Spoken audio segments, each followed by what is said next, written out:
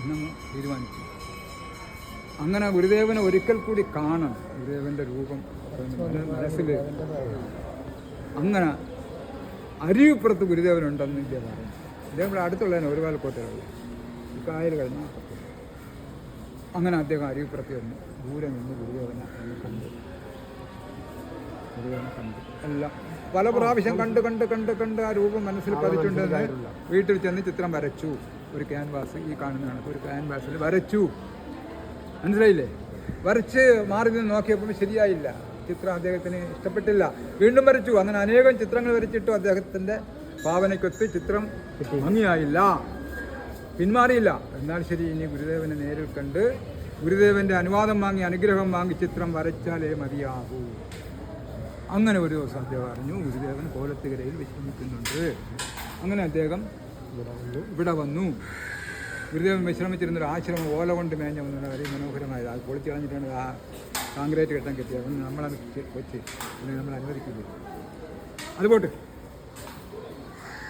അപ്പോൾ അദ്ദേഹം നടന്ന് ഗുരുദേവൻ ഇരിക്കുന്നിടത്തേക്ക് തന്നെ പോയി. ഗുരുദേവന് ഇരിക്കുന്നതിന് വേണ്ടി ഇവിടെ പല രീതിയിലുള്ള ചാരുകസേര, കസേര, ഈസി ചെയർ എല്ലാം ഉണ്ട്. കട്ടിൽ, മെതിയടിയൊക്കെ ഉണ്ട്. ഇതിലേതെങ്കിലും ഒരു കസേരയില അല്ലെങ്കിൽ ഇവിടെ അങ്ങനെ ഇരിക്കാറുള്ളൂ. ഗുരുദേവന് ഇരുന്നിട്ടുള്ളൂ അതുവരെ. പക്ഷെ അന്ന് ഇതിനെല്ലാം വിപരീതമായിട്ട് വ്യത്യസ്തമായിട്ട് ഗുരുദേവൻ ഈ തറയിൽ നിലത്ത് വിരിവിരിച്ച് അതിൽ ഇരിക്കുകയാണ്. അപ്പോൾ ആൾക്കാർ ഇവിടെ ഉള്ളവരൊക്കെ ഗുരുദേവൻ ഇങ്ങനെ ഇരിക്കുന്നത്.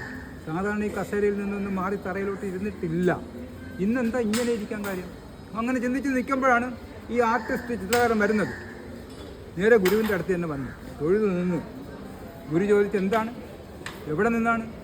അപ്പോൾ അദ്ദേഹം പറയും, എൻ്റെ പേര് കുഞ്ഞുകൃഷ്ണ കുറുപ്പെന്നാണ്. ഞാനിവിടെ അടുത്ത് ഒരുപാട് കോട്ടയിലാണ് എൻ്റെ വീട്. എന്താണ് വരവിൻ്റെ ഉദ്ദേശം? ഗുരുവിൻ്റെ ഒരു ചിത്രം. ഞാനൊരു ചിത്രകാരനാണ്. ഗുരുവിൻ്റെ ഒരു ചിത്രം വരികയാണ്. അതിന് നാം എന്ത് വേണം? ഗുരു അങ്ങോട്ട് ചോദിക്കണം, അതിന് നാം എന്ത് വേണം? വല്ല ചായങ്ങളൊക്കെ ഇളക്കി ബ്രഷൊക്കെ തരണോ എന്നുള്ളൊരു അർത്ഥത്തിലാണ്. അപ്പം അദ്ദേഹം പറഞ്ഞ്, അല്ല സ്വാമി, ചിത്രം വരയ്ക്കുന്നതിന് ഒന്ന് അനുയോജ്യമായി അതിനനുസൃതമായിട്ട് ഒന്ന് ഇരുന്ന് തന്ന് അതിനുള്ള അനുവാദം തന്നെ എന്നെ അനുഗ്രഹിക്കണം. ഗുരു ചോദിച്ച്, നാം ഇരിക്കുന്ന ഈ രീതി പോരെ? ഈ രീതി പോരെ? അങ്ങനെ വീട്ടിൽ ചെന്നു. ഇനി ഒരു ഒറ്റ ചിത്രം മാത്രം വരച്ചാൽ മതി, വേറെ വരയ്ക്കേണ്ട സാഹചര്യം ഉണ്ടാവില്ല എന്ന് കണക്കാക്കി അന്ന് നല്ലൊരു തേക്കിൻ തടിയിൽ നല്ല ആശാരിയെ വിളിച്ച് നല്ല രീതിയിലൊക്കെ പണിഞ്ഞ് അന്ന് കിട്ടുന്ന ഏറ്റവും വില കൂടിയ ഏറ്റവും ക്വാളിറ്റിയുള്ള ഒരു ക്യാൻവാസ് വാങ്ങി അതിൽ തറച്ചു. അദ്ദേഹം വരച്ചു. ഏതാനും ആഴ്ചകൾ കൊണ്ട് ചിത്രം വരച്ച് പൂർത്തിയാക്കി. നേരത്തെയുള്ള ചിത്രങ്ങൾ നോക്കുന്നത് പോലെ ഒന്ന് മാറി നിന്ന് നോക്കിയിട്ട് അദ്ദേഹം എന്ത് ചെയ്ത്, ആ ചിത്രത്തിൻ്റെ മുന്നിൽ സാഷ്ടാംഗം പ്രണമിച്ചു. എന്നിട്ട് അദ്ദേഹത്തിന് ഒരു സ്ഥലം, ഇവിടെ ഒരു ശകലം കൂടെ വന്നു ചെറുതായിട്ടൊന്ന്.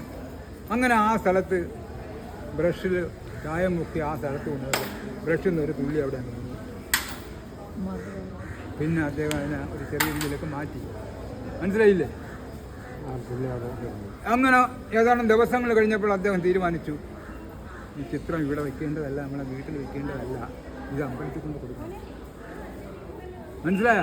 അങ്ങനെ ഒരു ദിവസം ആ ചിത്രം പേപ്പർ കൊണ്ടൊക്കെ പൊതിഞ്ഞ് അങ്ങനെ പൊതിഞ്ഞിടുന്നപ്പോൾ അദ്ദേഹത്തിൻ്റെ മകനുണ്ടായിരുന്നു, ചന്ദ്രശേഖരൻ നായർ.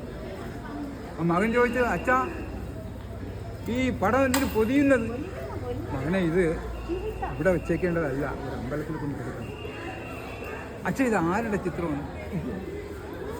അപ്പോൾ അദ്ദേഹം പറഞ്ഞു, ഇതൊരു മഹാഗുരുവിൻ്റെ ചിത്രമാണ്. അപ്പോൾ ഈ ചിത്രം കൊണ്ട് പോകുമ്പോൾ ആ മഹാഗുരു അവിടെ കാണുമോ? അതെനിക്ക് അറിഞ്ഞൂടാ മകനെ. ഞാൻ കൂടെ വരട്ടെ അച്ഛൻ്റെ കൂടെ. അങ്ങനെ അച്ഛനും മകനുമായിട്ട് ചിത്രം കുതിരവണ്ടി കയറ്റി മകനുമായിട്ട് ഇവിടെ എത്തി. അമ്പല കാമ്പൗണ്ട് കയറിയപ്പോൾ അവിടേക്ക് ഇരുന്ന ആൾക്കാർ പറഞ്ഞു, കൊള്ളാമല്ലോ. അപ്പോൾ അതിന് എന്താണ് ഇന്നത്തെ ദിവസത്തിൻ്റെ പ്രത്യേകത? ഗുരുവിനും ഇവിടെ ഉണ്ട്, വിശ്രമിക്കുകയാണ്. അദ്ദേഹത്തിന് ഭയങ്കര സന്തോഷം. എന്താണ് ചിത്രം ആദ്യമായി ഗുരുദേവനെ തന്നെ കാണിക്കാമല്ലോ. അങ്ങനെ മെല്ലെ ഗുരുദേവൻ്റെ അടുത്ത് അച്ഛനും മകനുമായിട്ട് ചിത്രവുമായിട്ട് എത്തി. എല്ലാം പേപ്പറെല്ലാം മാറ്റി ഗുരുദേവൻ തന്നെ കാണിച്ചു. മനസ്സിലായോ? ഗുരുദേവൻ ചിത്രം കണ്ടിട്ട് പറഞ്ഞു, ചിത്രം കൊള്ളാമല്ലോ, മനോഹരമായിരിക്കുന്നല്ലോ, ഇത് നാം തന്നെയാണല്ലോ, നാം ഇരിക്കുകയാണല്ലോ എന്ന് പറഞ്ഞ ചിത്രമാണ്. അപ്പോൾ അദ്ദേഹം പറഞ്ഞു, ഒരു സങ്കടമുണ്ട് സ്വാമി, ചിത്രമെല്ലാം നമ്മൾ സൂക്ഷിച്ച് നോക്കിയപ്പോൾ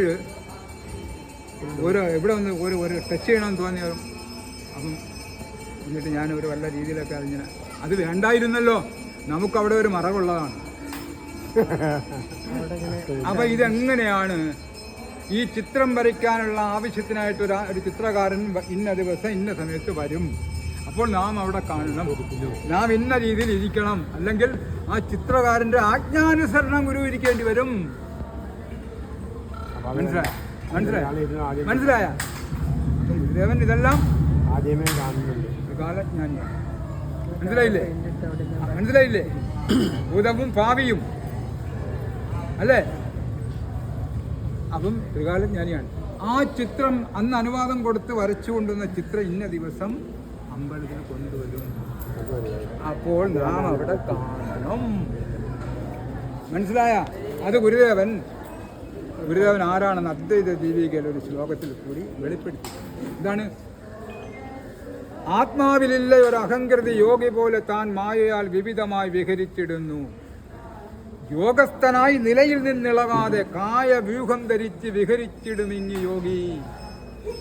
ഒരു യോഗസ്ഥനായി ഒരു സ്ഥലത്തിരിക്കുമ്പോൾ തന്നെ അനേകം ശരീരങ്ങൾ സ്വീകരിച്ചുകൊണ്ട് ഈ ലോകത്തിൻ്റെ നാനാഭാഗങ്ങൾ ഒരേ സമയം ദർശനം കൊടുക്കാൻ സാധിക്കും എന്ന് ഗുരു തന്നെ എഴുതി വച്ചേക്കും. സന്തോഷം. ഇനിയുണ്ട് ഒരുപാട് കാര്യം.